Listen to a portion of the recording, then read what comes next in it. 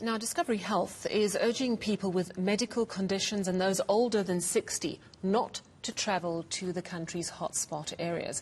President Cyril Ramaphosa announced last night that the Garden Route and the Sarabatman district now at risk areas. This, of course, just days after Nelson Mandela Bay was declared a hotspot region. I'm joined now by Discovery Health CEO Dr. Ryan Noach. Dr. Noach, thank you so much for your time. Why did Discovery make this call at this point? Hi, Sally. Thanks very much for hosting us. You know, it's a very difficult balance to achieve, to try and protect people's health at this time, and at the same time to try and look after the economy and ensure that we can sustain livelihoods in business. And in trying to achieve this balance after extensive debate, we recognize that, unfortunately, in some of the hotspot areas, the capacity of the private healthcare system and in some cases also the state healthcare system is actually being exceeded at the moment. Late last week, we unfortunately had to undertake a number of emergency evacuations from the Garden Route to take members of Discovery Health Medical Scheme to major metros to ensure that they could receive care there. And in recognizing these risks, we wanted to make sure that those Discovery members who are most at risk of severe manifestations of COVID-19 were aware of the situation they're facing. So in other words, what you're saying is that the hospitals are so stretched, even the private hospitals, which we know are better facilitated, you are having to airlift sick Discovery patients out of the Garden Route hospitals and out of those areas into the bigger metros. That's correct, Sally. We're working very closely with the two hospital groups that have hospitals in the Garden Route area, Mediclinic and Life Healthcare. Both of them have done a sterling job in sending additional resources and creating additional beds in the area. They've sent staff and doctors and nurses and ventilators to the area. But late last week, we did have a number of members in need of critical care, and there were just no beds available. And so we were left with no choice but to evacuate them and obviously ensure that they receive definitive care. We're aware there's this mass migration to this beautiful holiday destination. We would love to be supporting the tourism sector and the economy in the area at the moment.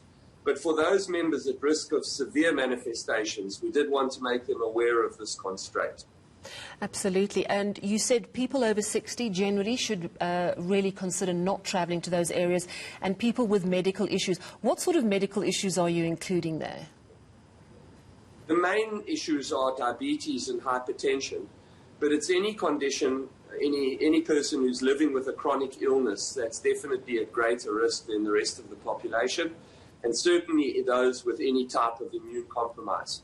From our data over the last 10 months, we've developed a Vitality Resilience Index, which is an index that allows us to rank our members by risk of severe manifestations of COVID-19.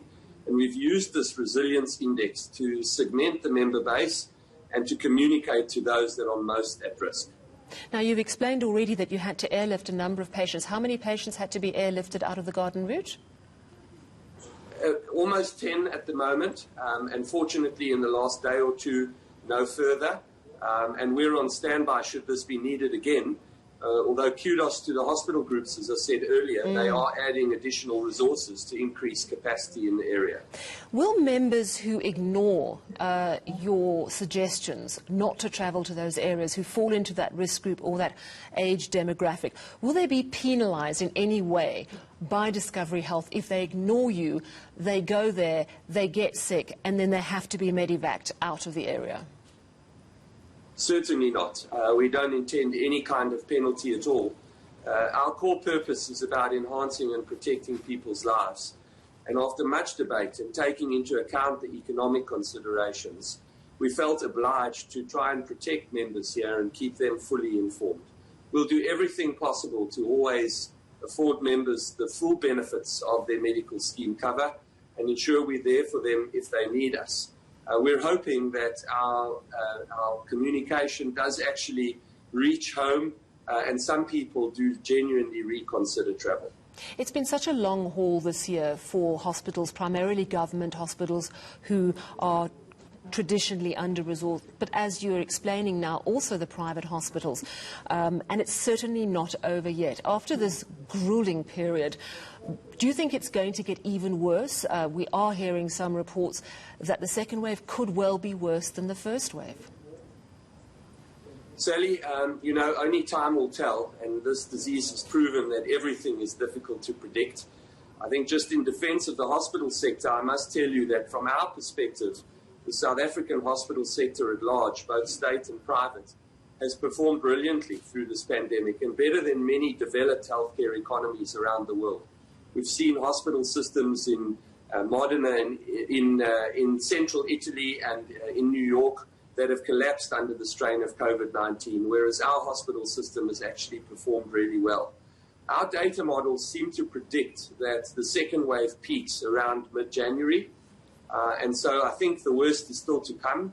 Our second wave is looking very much like the European second wave, with much younger people seemingly more infected, a lower mortality rate, which is good news, based on learning how to treat this disease. And as clinicians, we've become better in managing the disease, but notwithstanding a very concerning situation. Absolutely. Thank you so much for your time this evening. We do appreciate it.